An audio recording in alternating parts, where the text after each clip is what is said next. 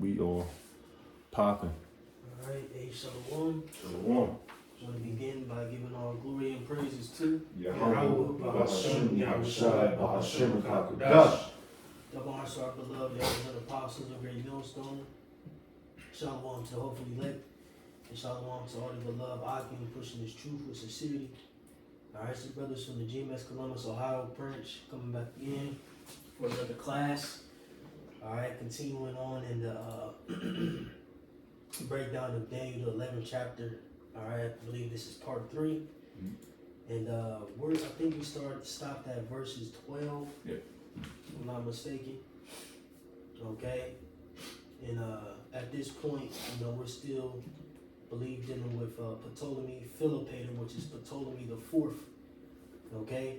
So can we read Daniel 11 and 12? Yep. This is Daniel chapter 11 verse 12. And when he hath taken away the multitude, his heart shall be lifted up, and he shall cast down many 10,000s, but he shall not be strengthened by it. Right, and he took down the multitude, concerning the Fourth Syrian War, okay, which was against Antiochus the Third, the Great, okay, and like you said, going back to the verse, it says, can you read that verse one more time? Yep.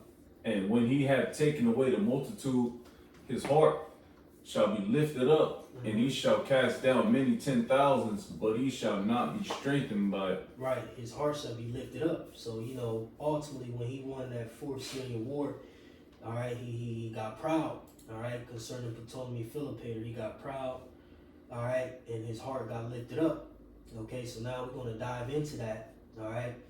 And just like the beloved elder Elder Peliah was going into, we briefly touched upon, concerning 3rd Maccabees. All right, 3rd and 4th Maccabees dives into this history concerning Ptolemy Philopator, again, Ptolemy the Fourth. All right, so Lord willing, if a brother can pull up 3rd Maccabees, okay, and we're gonna go to chapter 1. And really, I was reading through a few chapters, and man, it's a lot, man. It's a beautiful book too, by the way. Lord willing, once I finish reading both books,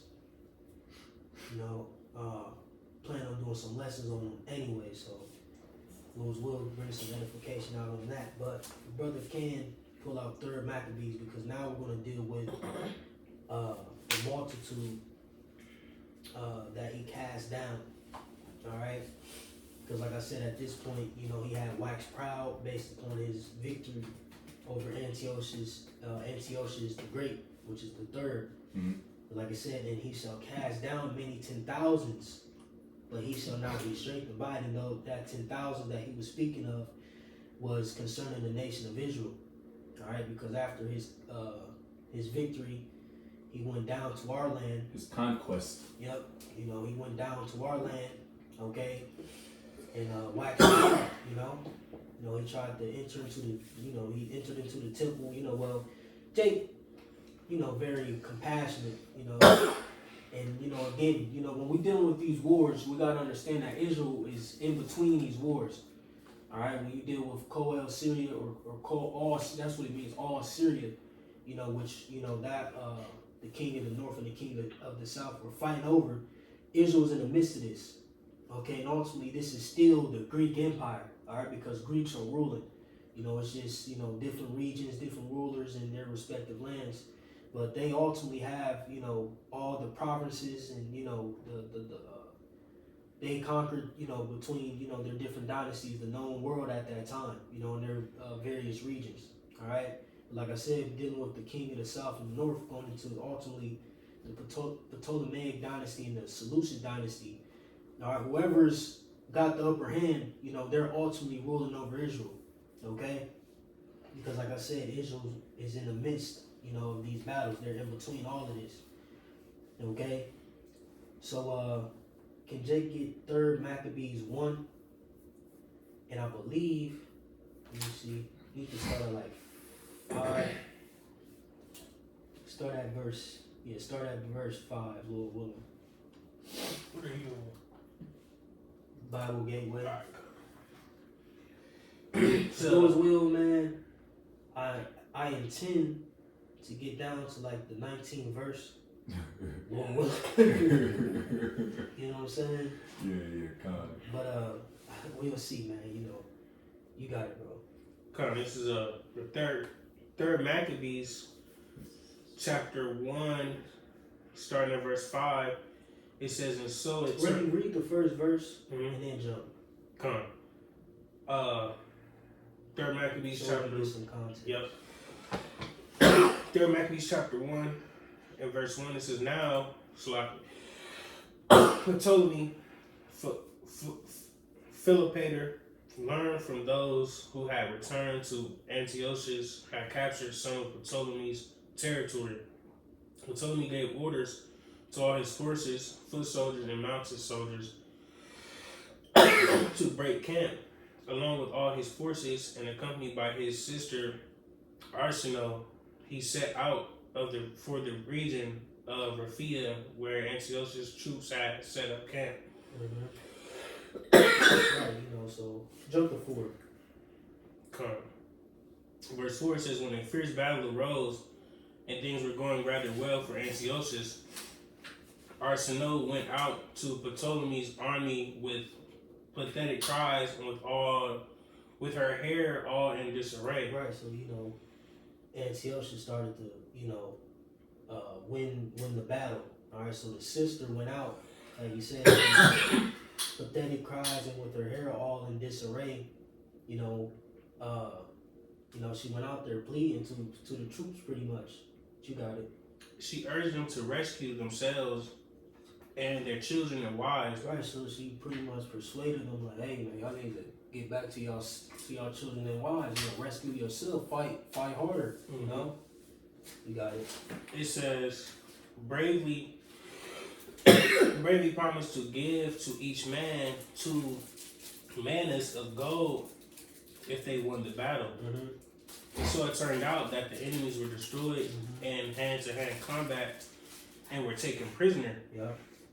After overcoming the plot, Ptolemy decided to visit. You know, Ptolemy in the winning. You know, you got it. After overcoming the plot, Ptolemy decided to visit the neighboring cities to encourage them. By doing this and by distributing gifts for their sacred shrines, he reassured his subjects. The Jews had sent elders and members of the council to greet him, to bring gifts of friendship, and to congratulate him on recent events. As a result, he was even more eager to come to them as soon as possible. So he traveled to Jerusalem, sacrificed to the supreme God, made thank offerings, and did what was appropriate for the temple. As he entered the temple, he was struck with amazement at its brilliance and beauty. And he was as he admired the orderly arrangement of the temple. Right, so you know, he comes to Jerusalem. You know, pretty much we pay homage. You know, congratulate him. You know, because like I said, ultimately, you know, we're subject. You know, to him. You know, at this point. All right. But you got it. Verse 10, as he admired the orderly arrangement of the temple, he conceived a notion to enter into the holy place. Right, so you know, if you know anything about, you know, the temple, all right, you know, you have separate parts of the temple, okay, and you know, if you remember, we did a class on the temple, all right, real quick, just so Jake get I don't know if Jake feel like put a picture up. Yep, as a just you know, like a visual. Yeah, this is heavily. You know, because you had you know, the Holy of Holies, you know, which was well, only the high priest could enter. Okay.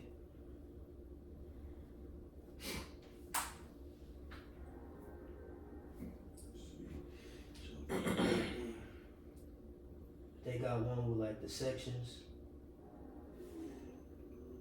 or let me see. That's pretty much, you know, when you were looking, while I looked into some documentaries, you go back to the siege of Jerusalem, Yarashim.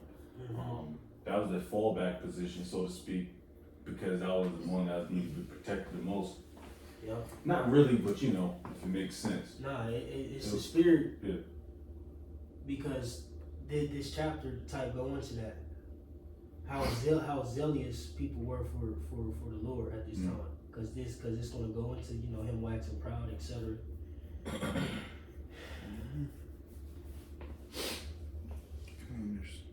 Yeah, I got one. That's a decent picture showing the different sections. Yeah.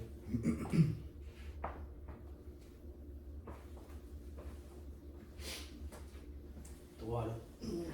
All right, but you know, like I said again, you have the holies of holies. All right, and only the high priest could enter. You know, and this man told me Philippator, he wanted to enter into that place, which was forbidden. All right, but you can continue your call. Verse. You know, you have the outer court. You know what I'm saying, so on and so forth. You know, visual. Verse 11. But they said that it wasn't right to do this, since even those of their own nation weren't permitted to enter it. Mm-hmm. Not even all the priests were allowed. See? But only the chief priest, Yep. who was in charge over all, and he could do so only once a year. Right, the chief high priest, only he could enter into the holies of holies. All right, you know, you got it. But Philippator wasn't at all persuaded. Even after the law was read to him, he continued to claim that it was necessary for him to enter, saying, "Even if those persons are denied this honor, I shouldn't be." Right, see, he waxed proud. Yeah. See, that's how he got proud. You know, like I said, he won that battle. Okay, and then from that he got lifted up. He like, shit, you know, me? I can't enter into the, you know what I'm saying? But like they went into, they showed him the law, etc. Like, hey, this is forbidden.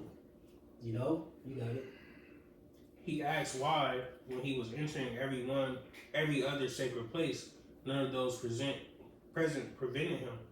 And someone said, without thinking, that he was wrong to speak of this as a sign. Mm-hmm. When even if for some reason this were true, Philippator replied, "Why should I, of all people, not answer, whether they are willing or not?" Mm-hmm. But the priests fell to the ground, still in their sacred robes. They filled the temple with crying and tears, praying to the supreme God to help them and to change the mind of the one who was wrongly imposing himself. Right, so they, you know, prayed like, man, because they felt ashamed like that. You know, they didn't want to get, you know,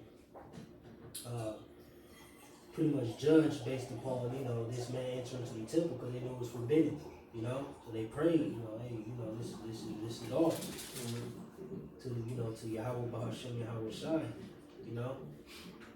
You got it. Read what verse you want. 17. Yeah, read to like 22. Come. It says, those who were left in the city were troubled and hurried out, thinking something mysterious was happening. The young girls who had been kept secluded at home rushed out with their mothers. They sprinkled their hair with dust and began to fill the streets with weeping and groaning. Mm-hmm. Even the young women who had just been adorned for their weddings left the bridal bedrooms that had been prepared for the marriage night. People loved the Lord then, you know. They heard the uproar. They you know things start rumor. You know what I'm saying? They start hearing what was going on. They left everything to go and pray. You know, you got it. It says, neglecting all proper modesty, they came together in the city in a wild rush. Mothers and nurses left newborn children here and there, some in houses, some in the streets. So they left their kids. You know what I'm saying? Mm-hmm. You know, you got it. And crowded together into the Most High temple without looking back. Mm-hmm. The people who assembled offered all kinds of prayers on account of the evil plot of the king. Mm-hmm. Some of the bolder citizens weren't going to put up with his intended plan or fulfill what he had in mind. They rallied each other to attack with weapons and to die courageously for the sake of the law of their ancestors, creating a great uproar in the holy place. Mm-hmm. The old men and the elders were barely able to restrain them, but turned them at last to the same stance of prayer. Come, now we'll jump to the second chapter, start at verse 21. You know, because when you go up, and I was reading this, and I had put a screenshot because he said something beautiful in this. The high priest Simon, you know, prior to this, what we're gonna go into, you know, he pretty much prayed. You know, he said a very heartfelt prayer, man. It's a beautiful prayer.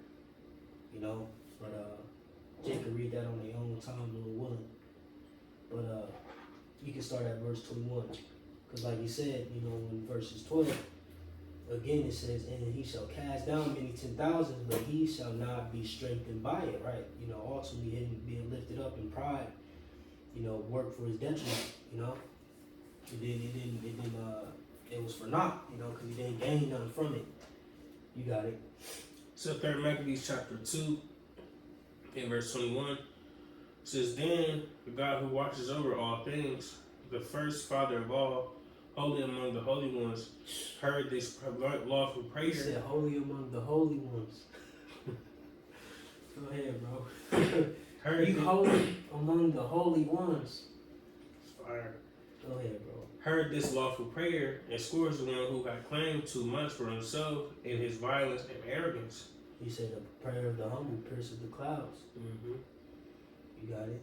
It says, the Most High shook him this way, that as a reed is shaken by the wind, with the result that he lay helpless on the ground, his limbs were paralyzed, and he was unable to speak, since he was struck by a just judgment.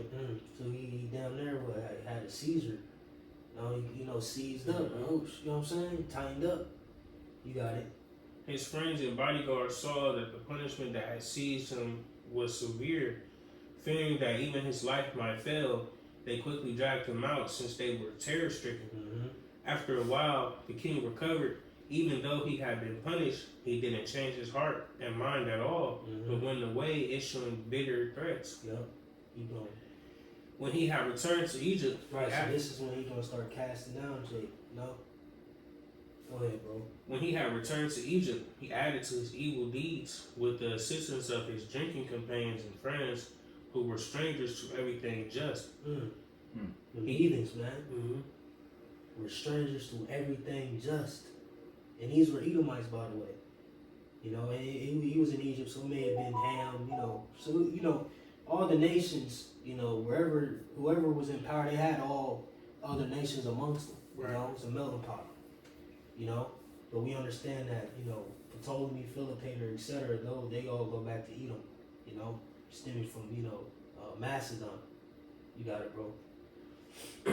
Verse 25, when he had returned to Egypt, he added to his evil deeds.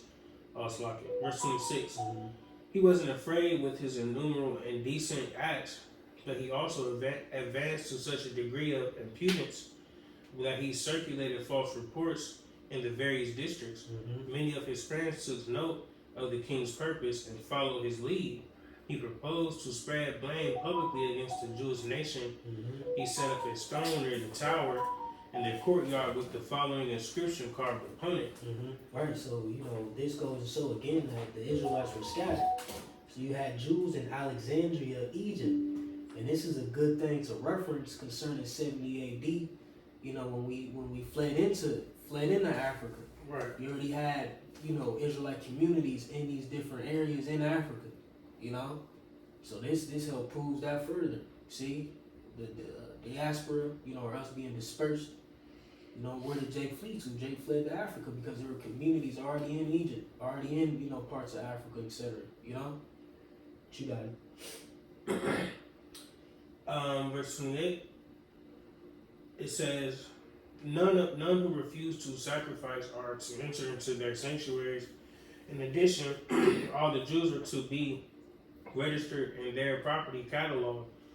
Those who object are to be taken by force and put to death. And watch this right here. This is Esau.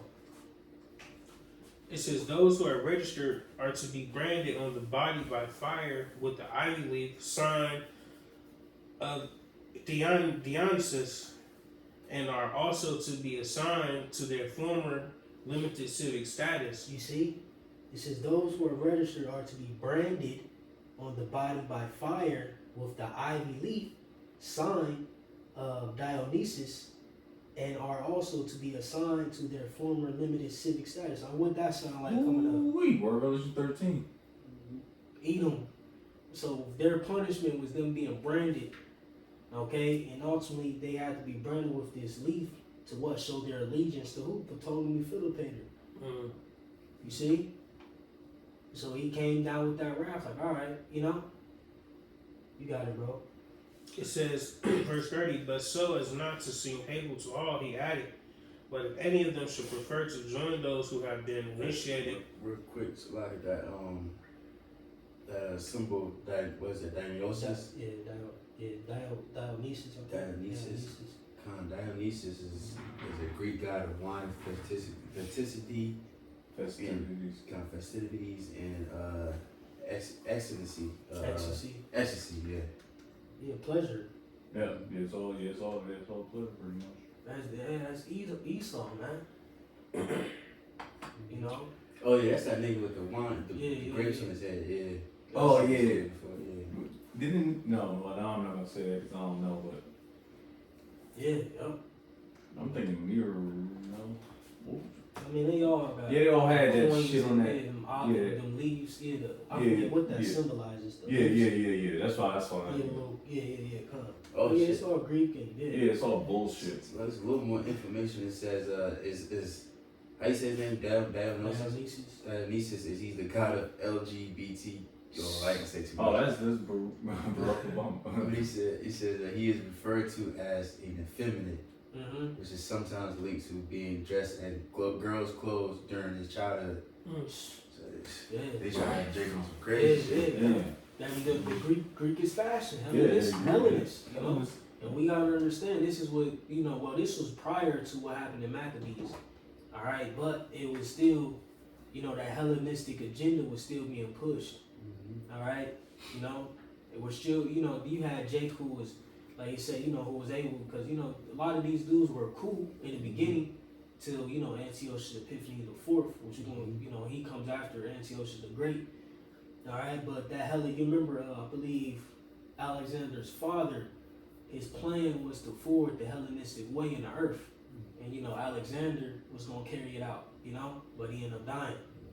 But that was their whole plan, you see. But you got it, bro. Was there any more on that? Oh, that was it. Verse 30, it says, but so as not to seem hateful to all, he added, but if any of them should prefer to join those who have been initiated into the mysteries, these are to enjoy political rights equal to the Alexandrians. Right, so you're gonna conform and comply, This is, what I'm saying? No, Esau, bro. Go ahead, bro, because you got sellout niggas. You got it. Now some Jews, while pretending to detest the steps to be undertaken for the city's religion, readily surrendered themselves to share in great fame through the association they will have with the king. You see, niggas is fake, bro. And it's like it. That's how niggas are today. These camps, IUIs, you know what I'm saying? I mean, we know it's sincere Jake and all these other camps. We believe. But a lot of these niggas faking the funk, acting like they against Esau, against the white man. Yep. You know what I'm saying? Like you said, they were, like you said, Slocky. They said they detest. Yep. Can you read that part one more time? Yep. It says, now some Jews, while pretending to detest the steps to be They undertaken. pretending to detest the steps of Esau, but whole time they right in league with them. You know what I'm saying? Yeah. Faking the funk, man. Yeah. Hey, you seen that joint with Captain Tazariak, the ISUPK? When you on the joint, on the joint on the panel. Yeah, with the little young. I hate that little nigga too. That nigga annoying. Yeah, that nigga annoying. He might be a Jake, man, but it don't matter because the agenda was pushed. I watched pretty much majority of it, and he was just like getting clowned the whole time. He was just laughing. The nigga just laughing at being clowned the whole time, and that shit was pissing me the fuck off, man.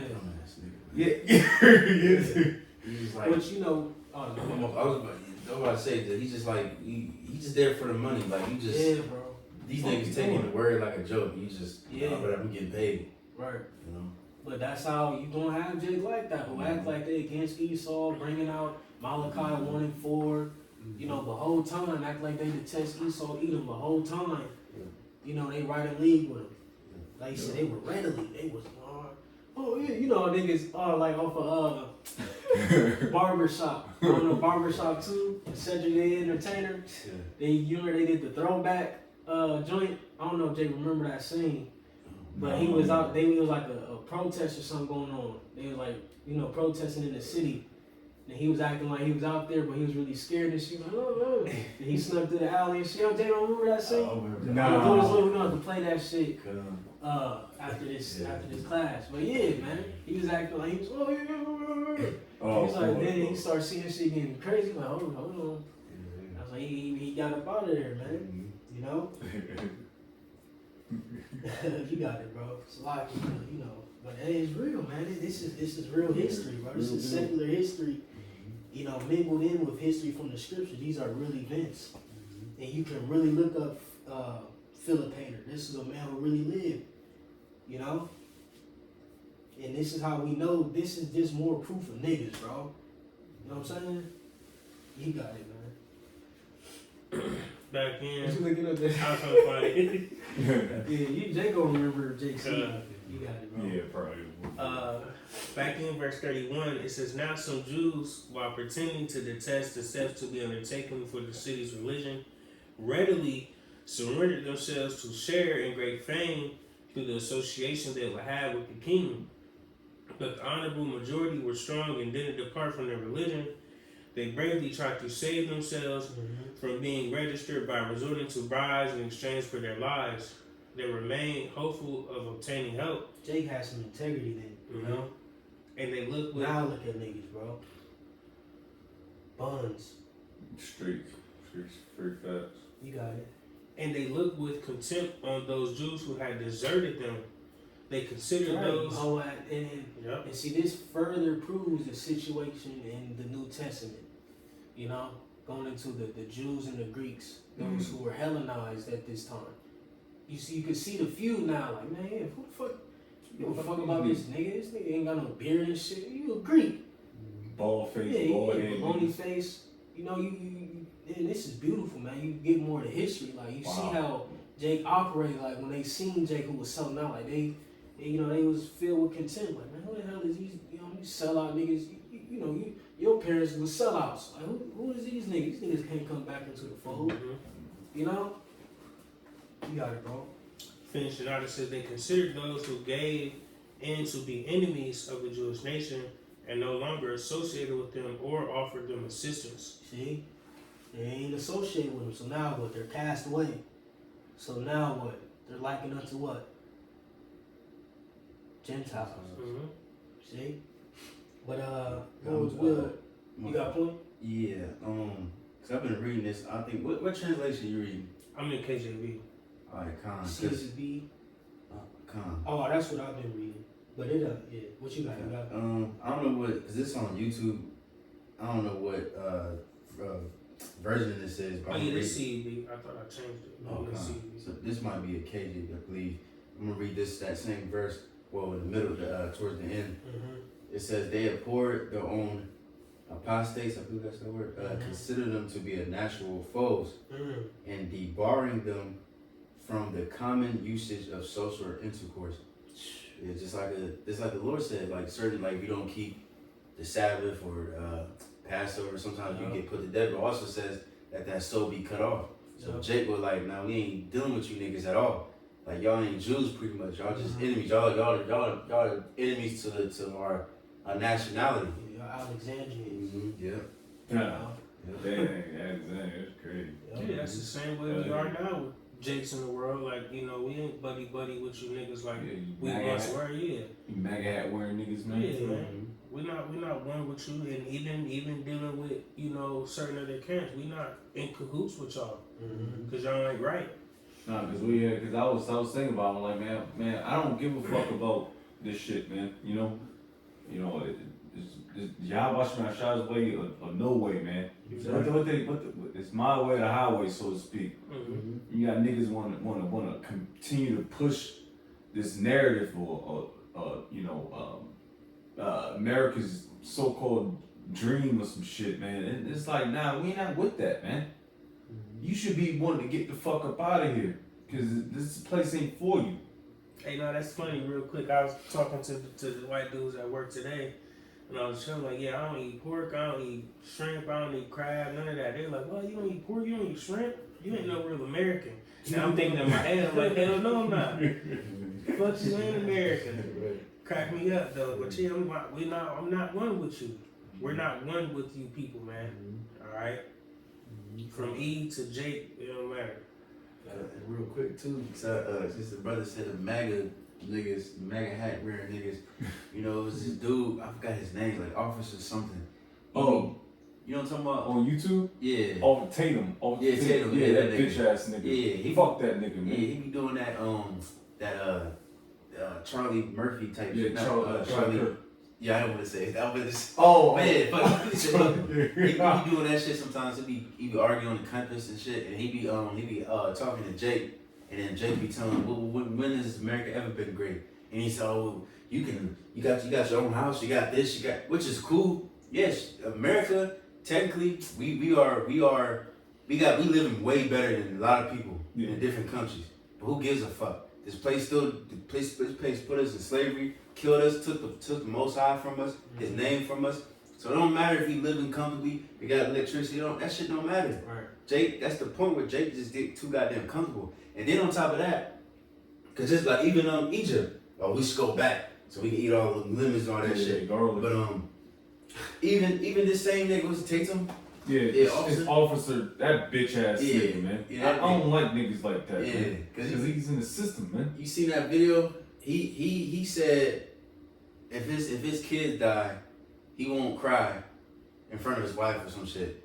But then Charlie Kirk, this man got assassinated, and you crying in front of everybody. Nigga crying in front of everybody, man. I was mad as shit. He crying for Massa, like, you know what I'm saying? So that just shows you Jake won't even cry for no child, but you gonna cry for Massa?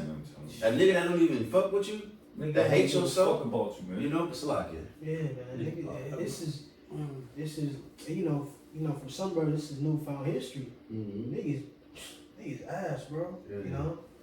Yeah, See Jake's character and shit. You gotta yeah, just real quick, because you made a mention about being comfortable in America, etc.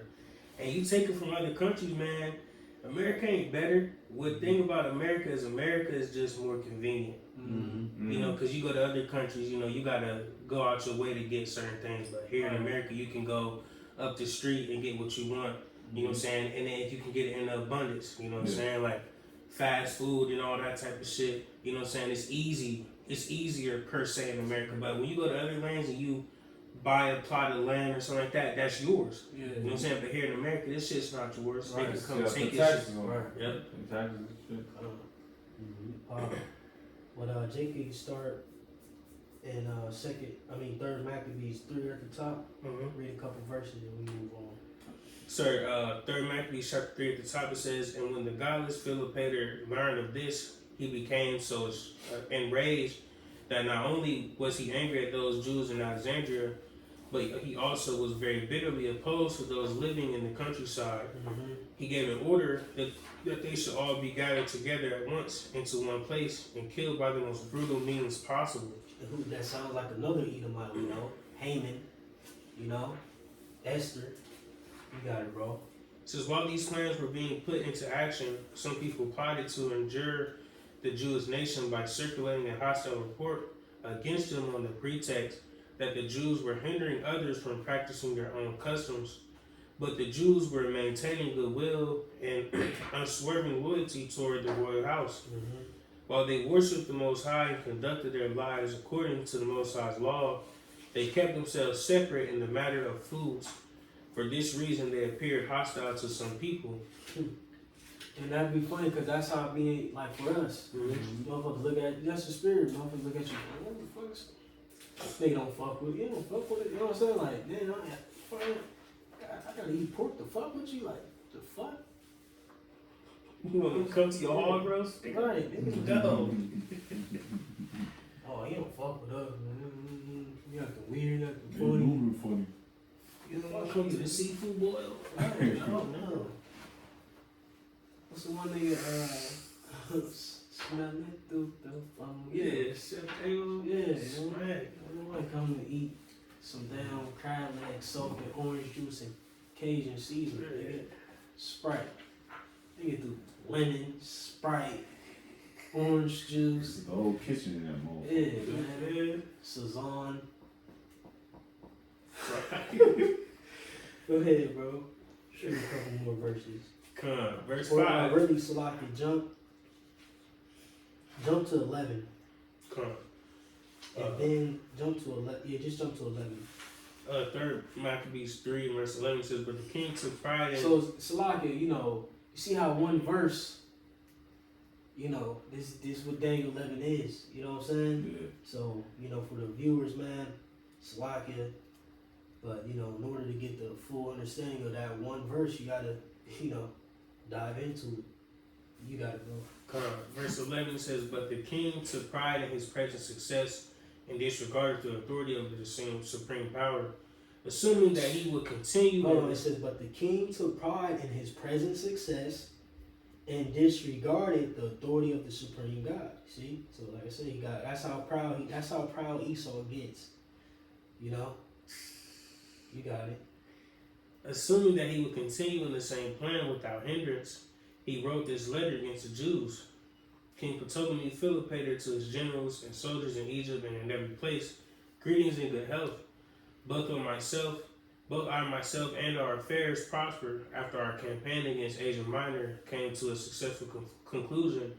As you yourselves are aware, with the gods fighting among us, we thought that we should care for the nations inhabiting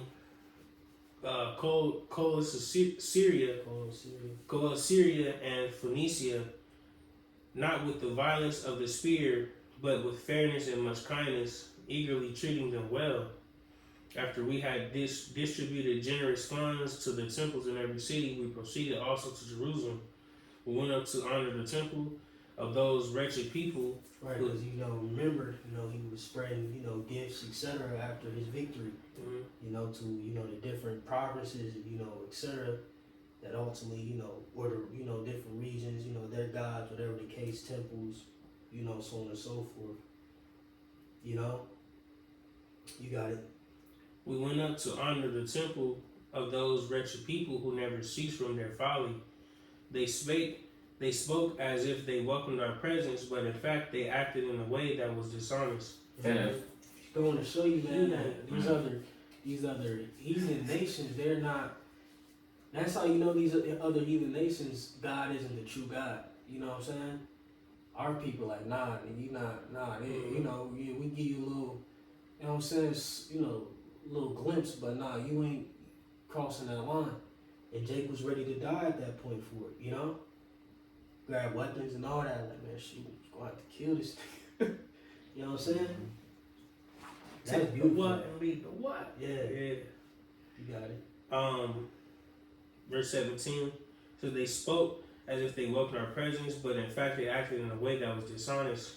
We wanted to That's enter. just craftiness of the devil, though. Like, they showed you the law. Like, listen, here, it's forbidden, bro. Like, damn, like, you know what I'm saying? He's still proud. Yeah. And then you flip the script on them. Right. Like they wrong. Like they wrong.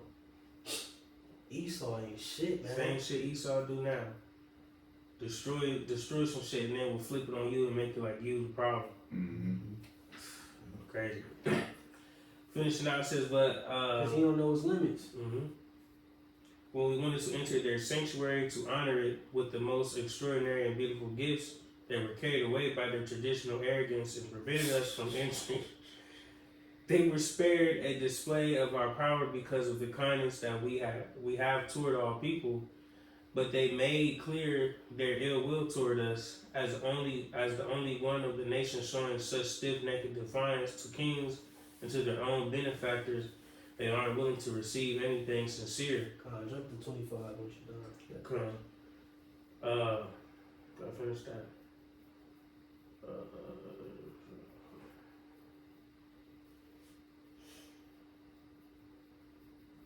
Esau something else, man.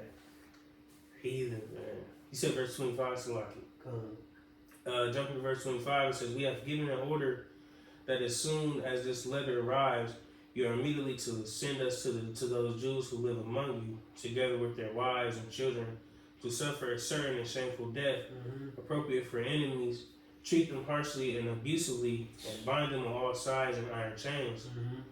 We are sure that when these people have all been punished, the affairs of our state will be established more securely and in a more excellent condition for the future.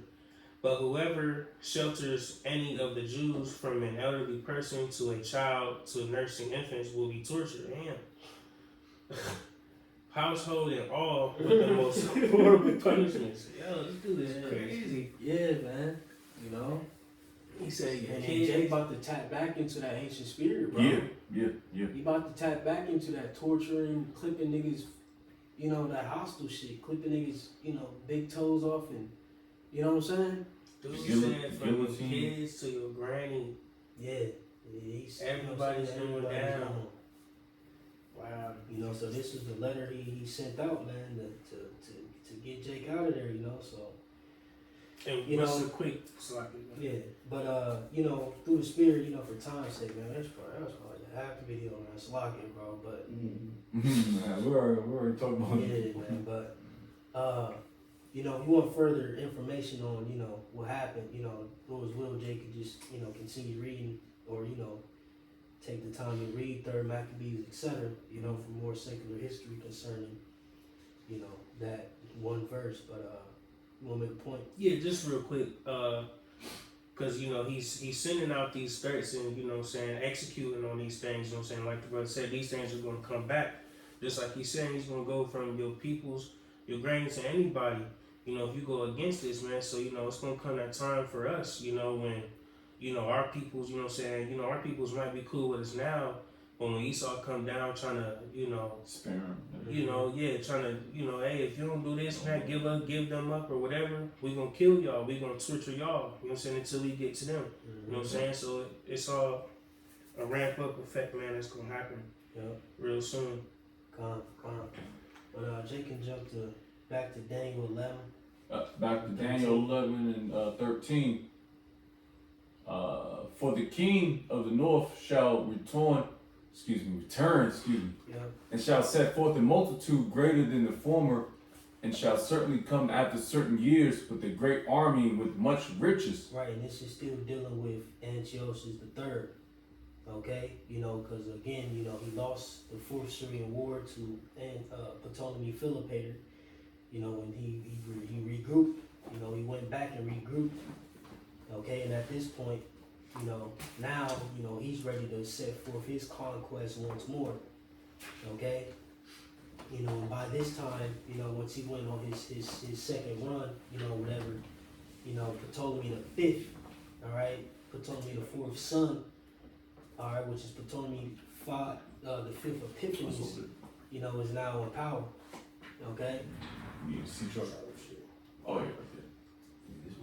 Oh shit, I can cut this joint on, man. You good? You got your second joint? Yeah, I got another charger too. All right, Verse 14.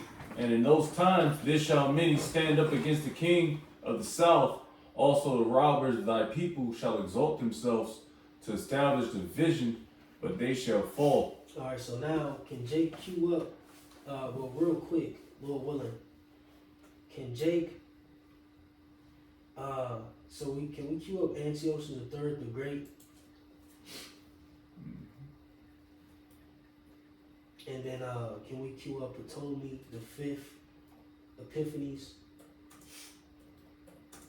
And then can we cue up the fourth or the Syrian Wars? Should be on Wikipedia. Should have them all in line. I got Antiochus III. Okay, did we read something? Yeah, we read. Tapped into some of his. Not of him though. We haven't. No. Well, let's just read a little bit of it, you know, a little bit about him. I got it. I I got it if you want. Yeah, up the wall.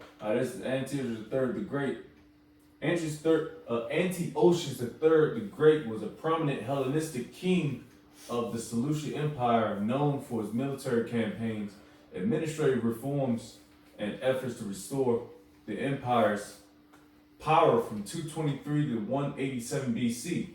Early life and ascension to the throne. Antiochus III was born around 241 BC to Seleucus II, Callinicus,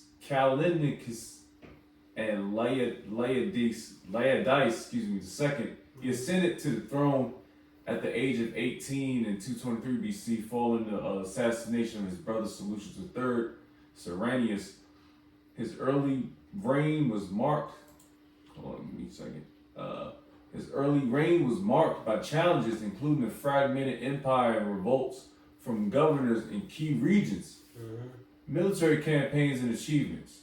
This is Antiochus III is best known for his ambitious military campaigns aimed at restoring the Seleucid Empire. Right, you see, so like I said, like I said, during the Fourth Syrian War, he lost, but he regrouped. All right, because at this point, the Ptolemaic dynasty down there in Egypt was facing, a lot of turmoil, inner turmoil, economic, or things with the economy was failing. You had a lot of revolts going on, rebellion going on. You see. So, Antiochus or Antiochus, some brothers say Antiochus. He seen this, all right, and tried to take advantage of it, all right. So if a brother can get the Fourth Syrian War and read the first 3 paragraphs, Lord. Wikipedia. Yep, Fourth Syrian War. Just click it on the wiki, then it's going or type in Syrian Wars. 6 Syrian Wars. Because like I said in verse 13, it says, "For the king of the north shall return, and shall and shall set forth a much greater and shall set forth a multitude greater than the former." Right, so we regrouped, got more troops, expanded, and shall certainly come after certain years with a great army and with much riches. Right, so we let that things settle. Ptolemy the Fourth died. Now Ptolemy the Fifth is in power, but he's very young at this point. And like I said, Egypt is going through a lot as well. So he's trying to take advantage of this, which is going to go into the Fifth Syrian War, okay? Which, he tried to strategically, make moves during that as well. You know? It just kind of sounds like America, so to speak. Yep. You got it, though. Whoever. You got it. No, it ain't. Okay. I get it. Where you at? Nah. Syria. Oh, Slovakia. Okay.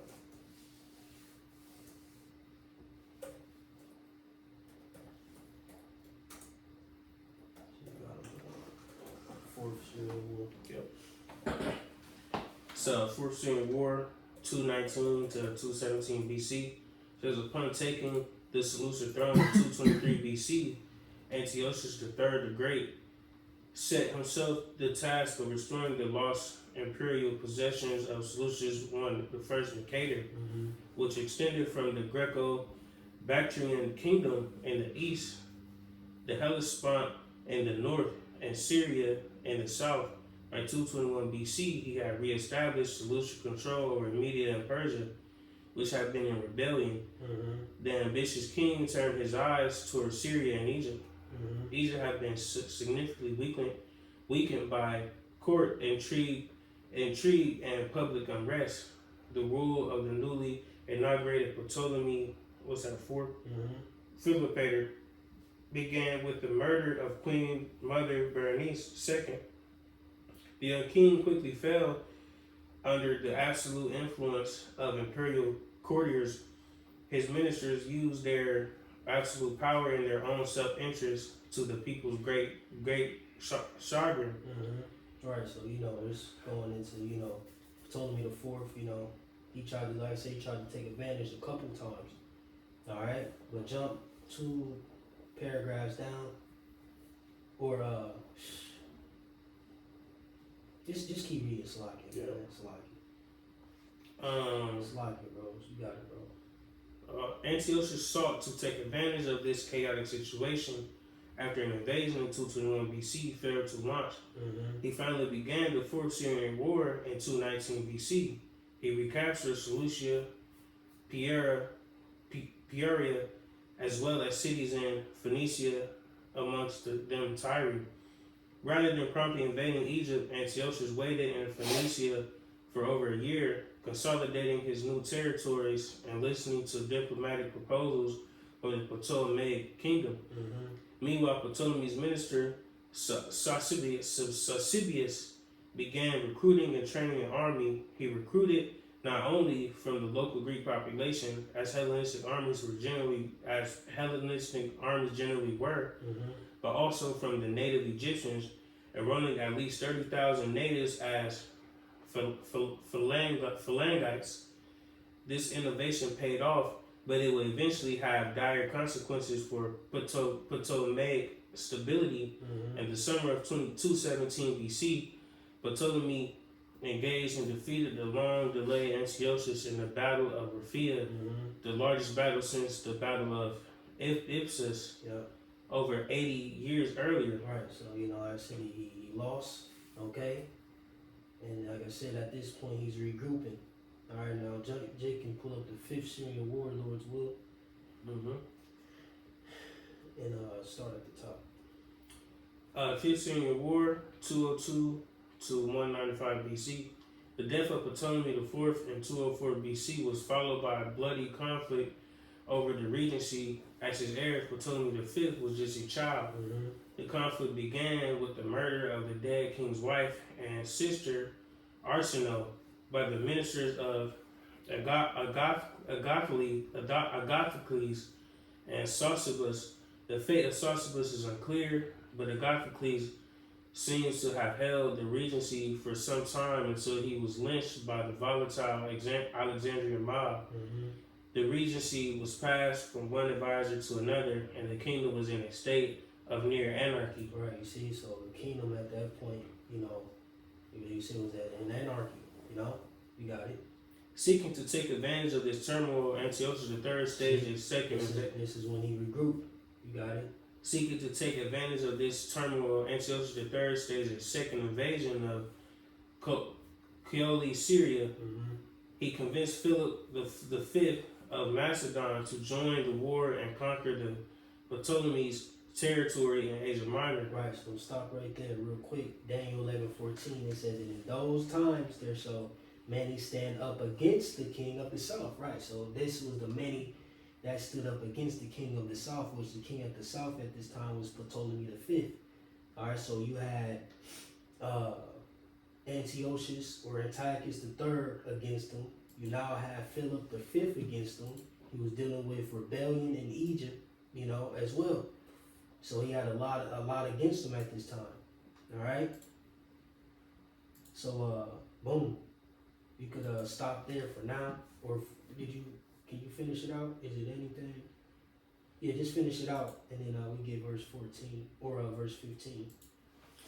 It says, actions which led to the Second Macedonian War between Macedon and the Romans. Antiochus quickly swept through the region after a brief setback at Gaza.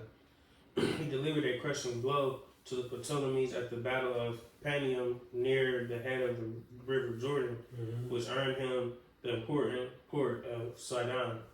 Yep. Y'all, Jake could jump to Daniel 11 and 15. Yep. Daniel 11. Let me see. We have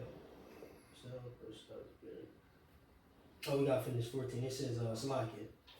It says, also the robbers of thy people shall exalt themselves to establish the vision, but they shall fall. Right, and this is concerning, like I said, of thy people, which Daniel was speaking of, Jake. Okay, wicked Jake. All right, but you could give verse 15. Verse 15 out of Daniel's 11th chapter. So the king of the north shall come and cast up a mount and take the most fenced cities, and the arms of the south shall not withstand, neither his chosen people, neither shall there be any strength to withstand. Right, so like I said, so the king of the north shall come and cast up a mount and take the most fenced cities, and the arms of the south shall not withstand. Right, so we pretty much came through and conquered. Prophets. Yep. You know, it says neither his chosen people, right, going into the nation of Israel, because like I said, at this time, you know, we were subject to the Ptolemaic dynasty. You see, you got it. It says, but he that cometh against him shall do according to his own will, and none shall stand before him, and he shall stand in the glorious land, which by his hand shall be consumed. Mm-hmm. Right. So like you said, but he that cometh against him shall do according to his own will, and none shall stand before him, and he shall stand in the glorious land, which is the land of Israel. And that all, I'm sorry, brother. Mm-hmm. I'm sorry. It just all sounds like how what's that nigga name? Christopher Colombo, man. Yeah. How he manifest destiny, how he came and took this land. You It's know? Esau, man. Yes, Esau, man. But real quick, can we matter of fact, you keep going. All right. Verse 17. He shall also set his face to enter with the strength of his whole kingdom, and upright ones. And he here is Antiochus Epiphanes the third, or Salaki Antiochus the Great the third. We still dealing with him. You got it. Kingdom and upright ones with him. Thus shall he do, and he shall give him. Upright ones is the nation of Israel. Yep. And he shall give him the daughter of women, corrupting her, but she shall not stand on his side, neither be for him. Right, come on, so boom. Yeah. You know, at this point, Antiochus the Great the third, all right, now, okay, offers up his daughter to Ptolemy the fifth. So Lord's will, can we pull up Ptolemy the fifth? Just so we can get some back history on him. And then you still got that fifth Syrian war. Okay, come on. All right. And then Lord's will, I'm gonna have you continue in there after you read a little bit on Got a quick on it. Ptolemy the fifth of Epiphanes, also known as Ptolemy the Manifest. That's funny. Was a significant figure in the history of ancient Egypt. He ruled from 204 BC until his death in 180 BC, and is remembered for his tumultuous reign, marked by both internal upheavals and external threats. His life, reign, and accomplishments are central to understanding the decline of the Ptolemaic kingdom, as his rule marked a turning point in Egypt's history during the Hellenistic period. Ptolemy V's reign began with disastrous civil wars and was followed. Oh man, you can't make, man. Because every time I'm thinking about this dude, this cracker, I'm thinking about America, how DJ Trump is running America. It's just synonymous. It's just crumbling from the inside to it out, man. Disastrous civil wars, and was followed by the Fifth Syrian War against the Seleucid Empire. Despite these challenges, his reign contributed to the rich tapestry of Hellenistic history and left enduring legacies, most notably the Rosetta Stone, which has been instrumental in our understanding of ancient Egyptian civilization. Gone. Right. Yeah, that's pretty much the, Yep. All right, so real quick, let me go through something real quick. Yeah, it just shows you the signs as how synonymous everything is with the Edomites today. Nothing changed. Nothing's changing, man. The Greek Empire, the Roman Empire, Roman 2.0, which is pretty much Babylon the Great, the whore. It just shows you the playbook, man. And you know what, you niggas still wanna be all cutesy with the so-called white man. You gotta rub elbows with him a little bit to eat, and because Deuteronomy tells you that you got the one of all things. You go to your fucking slave master. But I don't mean you gotta go to the fucking Muslim, be a Muslim, or a Christian. You lose your heritage. Sell out. Yeah, be a sellout. Chop your beard off. Yup. But real quick, can Jake go to Antiochus Epiphanes III's in Wikipedia and go to the family section? And let's read a little bit of that. Alright, because now we're dealing with the seed line, because like it says, he shall also set his face to enter with the strength of his whole kingdom. Right, because ultimately, like I said, he set his face to enter into the whole kingdom. So his goal, was to conquer and then move south. All right, and he wanted to grab Egypt, once more, or take over Egypt. All right, but ultimately, they established something through marriage, or him marrying off his daughter. Okay, but you got it, bro. Where you want me to start at? You want Family. Start at the top. Okay. All right. Yeah. This is out of Antiochus III the Great. Out of Wiki search. It says 241 to Nah, 1. jump to the family. Go down to the family section. Does it? I don't know how. It's Keep gonna going. highlight it. It's gonna highlight it.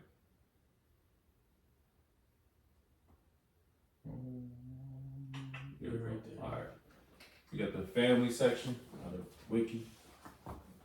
Antiochus III. In 222 BC, Antiochus III married Princess Laodice of Pontus, a daughter of King Mithridates II of Pontus, and Princess Laodice of Seleucid Empire. The couple were first cousins through their mutual grandfather, Antiochus II Theos. Antiochus and Laodice had 8 children, 3 sons and 5 daughters. 221 to 193 BC, Antiochus III's first heir, apparent and joint king with his father from 210 to 193 BC, Seleucus IV, Philocpator, 220 to 175 BC, Antiochus III's successor. You can just read the names. You ain't gotta read the dates. Just read. Gotcha. Just list off the names Yep. of the daughters. Alright. It's the daughter named unknown, betrothed in Demetrius I of Bactria, Laodice IV, married all 3 of her brothers in succession and became queen of the Seleucid Empire. Through her second and third marriage, Cleopatra I, Syra, married in 193, Ptolemy V, Epiphanes of Egypt. You see, so he married off his daughter. All right. Yeah, it was keeping it kind of. That's how they do it. They keep it close. Right. Pretty much he just, he was using his daughter as a way to gain access or pretty much reign over the Egyptian, region through her. He tried, he pretty much tried to he pretty much sacrificed his daughter so he could try to slip his way into that kingdom and overthrow it, in a nutshell. Because that's why it says, but a prince for, so like it, no, verse 17.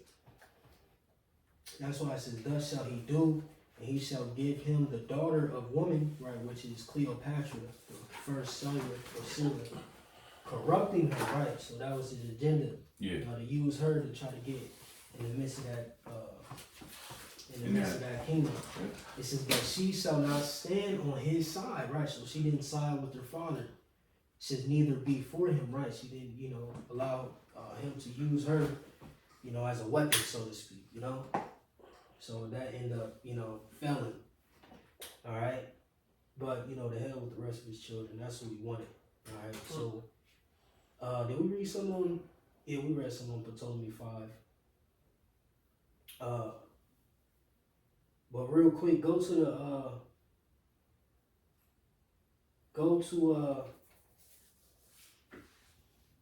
real quick, let me read this. Ptolemy 5, I'm in Wikipedia.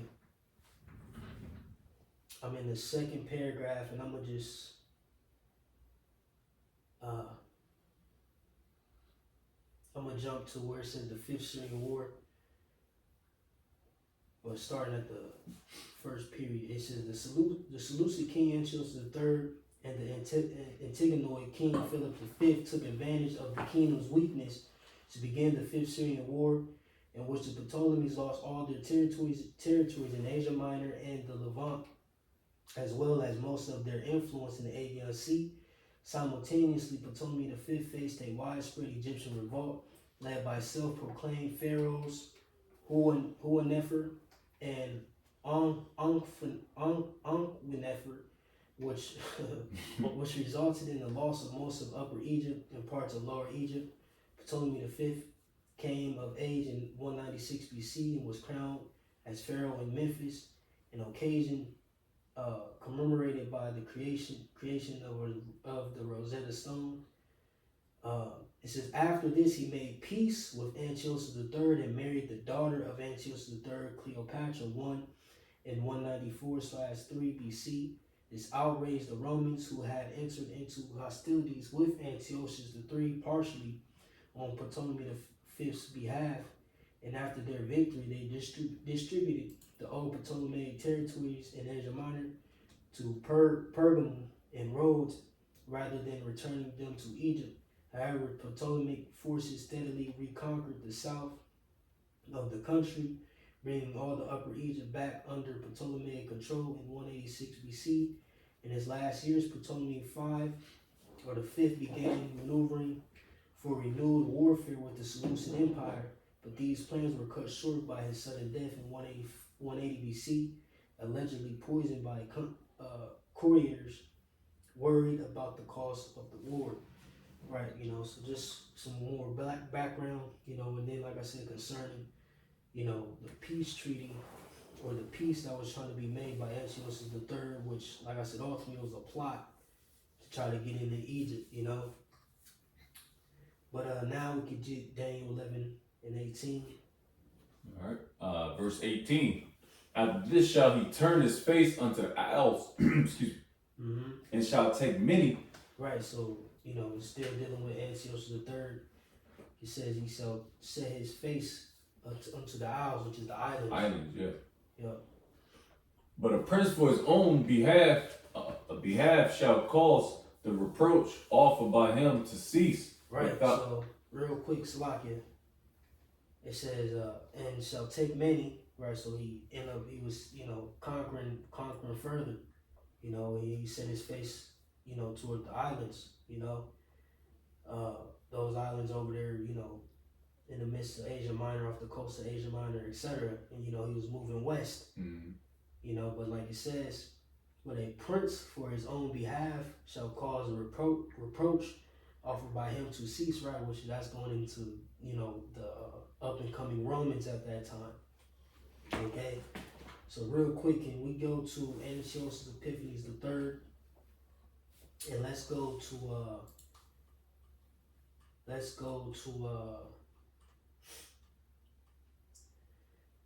it should be wars against Rome. War against Rome and death. Yeah, got it. Yes, Antiochus then moved to Asia Minor by land and by sea to secure the coast towns which belonged to the remnants of Ptolemaic overseas dominions and the independent Greek cities. Right, see that, and that's what fucked him up, He went to the independent Greek cities, which, at this time, the Romans, what was free, it was freedom, or the Greek, they was dealing with the Greek freedom, all right? You got it. This enterprise earned him the antagonism of the Roman Republic since Smyrna. Yeah, Smyrna and Laxactus appealed to the Republic, which at the time acted as a defender of Greek freedom. The tension grew when Antiochus in 196 BC established a footing in Thrace. The evacuation of Greece by the Romans gave Antiochus his opportunity and he now had the fugitive Hannibal at his court to urge him on. In 192 BC, Antiochus invaded Greece with a 10,000-man army and was elected commander-in-chief of the Aetolian League in 191 BC. However, the Romans under Manius Achilles Glabrio routed him at Thermopylae, forcing him to withdraw to Asia Minor. The Romans followed up. Right, so real quick, like it says, after this shall he turn his face into the isles, and shall take many, but a prince for his own behalf shall cause reproach offered by him to cease. See? So like I said, at this point, once he, Rome caught wind of, what Antiochus or Antiochus was doing, like I said, it says in 191 BC, however, the Romans under Manius Achilles Glabrio routed him at Thermopylae, forcing him to withdraw to Asia Minor. You see? It says, without his own reproach, he shall cause it to turn upon him. Yeah. So you can keep reading, and then it's going to go into it further. It says, forcing him to withdraw to Asia Minor. Mm-hmm. The Romans followed up their success by invading Anatolia, and the decisive victory of Scipio Ansiaticus at Magnesia and Siculum, 190 BC, following defeat of Hannibal at Sea of Side, delivered Asia Minor into their hands. Mm-hmm.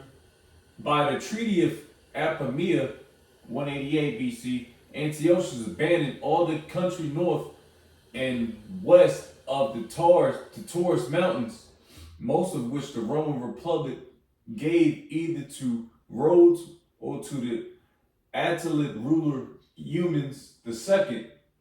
Its allies, many Greek cities, were left free. As a consequence of this blow to Seleucid power, the outlying provinces of the empire recovered by Antiochus reasserted their independence.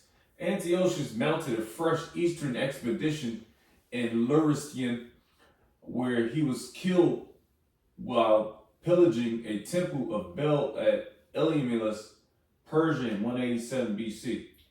Right, so reading verse 19 real quick, it says, then he shall turn his face toward the fort of his own land, right? So he tried to go back to Asia Minor. It says, but he shall stumble and fall and not be found, right? So he ultimately died. God put to death. Yep, so, but real quick, it's a lot, bro. We gotta just real quick go tap Treaty of Apamea, because this is a very, very, man, I'm telling you, the scriptures are real. Type in the Treaty of Apamea. I got it. And then just read. Yep. Because, like I said, Rome, caught his ass in his tracks. They shut all that shit down, Yeah, and this is what they had, documented. Yeah. All right. That war, man. It is fire. It's a lot, bro. It's a lot. God damn, but it shows you the transition, of kingdoms, so to speak. Right. And now you see Rome growing at this point. Mm-hmm. And then, we're getting into the New Testament. After this, you had First and Second Maccabees. Yeah. Then, the New Testament. Yeah. But you got it. It says the Treaty of Apamea was a peace treaty. Peace treaty. Mm-hmm. Right, didn't that nigga Donald DJ Trump just signed one in the Middle East? Like, what the fuck you? Right. Come on, man. The Treaty of Apamea was a peace treaty conducted in 188 BC between the Roman Republic and Antiochus III, ruler of the Seleucid Empire. It ended the Roman Seleucid War. The treaty took place after Roman victories at the Battle of, Thermopylae. Good Lord. In 191 BC, the Battle of Magnesia in 190 BC, and after Roman and Rhodian naval victories over the Seleucid navy, Esau always been in war, bro. Yo, This this nigga tired. You got it. But jump to terms of treaty. Yep. The This treaty. is all going to lead into Antiochus Epiphanes IV. This is why we gotta bring this up. And this is in the scripture. This is cold. Go ahead, bro. Terms of the treaty. If you ain't know why this was, it's one of them verses where if you ain't know why this was written, now you know. You know what I'm saying? You gotta know the history to know the mystery. You got it, bro. Yes, sir. It says terms of the treaty. The treaty, according to Appian, obliged Antiochus III to abandon Europe altogether and all of Asia west of the Taurus mountains. He had to surrender all the war elephants in his possession. Oh, shoot, War elephants. War elephants. War elephants, and they had the. Oh, I remember that. Oh, yeah. 500 and 300. Yeah. Like, bro, they train. That shit fire though. Yeah, that's elephant crazy. going to war with you, however they have With horses. Yeah. Yeah, damn. Somebody shit. War elephants in his possession and was limited to 12 warships for the purpose of keeping his subjects under control, but he was allowed to build more if he was attacked. Antiochus was barred from recruiting mercenaries north of Taurus, that is from territory just ceded to Roman allies Pergamon and Rhodes, and entertaining fugitives from the same. Antiochus had to give 20 hostages. Right, so this the point. It says Antiochus had to give 20 hostages. Go ahead. Whom the Roman consul would select. The hostages should be changed every third year. That reminds me of what's going on down in Hamas in Israel today. Yo, this is, man, you can't, man. It says, real quick, the Roman consuls was the two highest elected public officials of the Roman Republic. Just a quick little. Man, you can't make this shit up. Right, so now you see the Esau, got another How route, synonymous it is. the Roman Republic coming up, This is all inner turmoil, Esau against Esau. Yep. You got it. It says Roman council was select. So the Roman consul selected hostages. All right. It says except the son of Antiochus, which that son is pertaining to his heir. All right. Yeah. But he had more than one son. Yeah. You got it. It says Antiochus in the future he will maintain no elephants. The Seleucids were forced to pay an indemnity of 15,000 talents of silver of debt. 500 Urabic talents immediately, 2,500 more when the Roman Senate ratified the treaty in installments of 1,000 talents, each to be delivered to Rome annually for the next 12 years. The Seleucids also agreed to an indemnity of 540,000 modi, which is like a man. a modi of corn. He was also forced to surrender all prisoners and deserters to his enemies. And Eumenes II, the king of Pergamon, whatever remains of the possessions he acquired by his agreement with Attius I, the father of Eumenes. Right, so, pretty much it's the downfall of Antiochus the Great. All right, so, remember, the Roman council, selected, this was a part of the treaty. They selected 20 hostages. Now, can Jake get 1 Maccabees 1 and start at like 8? And now we diving into your mans and then, and, then we're going to cut it off.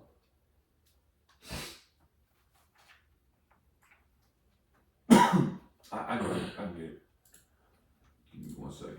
You said 1 Maccabees what? 1 and 8. I get it. I got it here. 1 Maccabees 1 verse 8 says, and his servants bear rule, every one in his place. And after his death, they all put crowns upon themselves. So did their sons after them many years. Right, going into, pretty much, and this is some crazy, because this first, 10 verses gives a abridged history on the Greek Empire.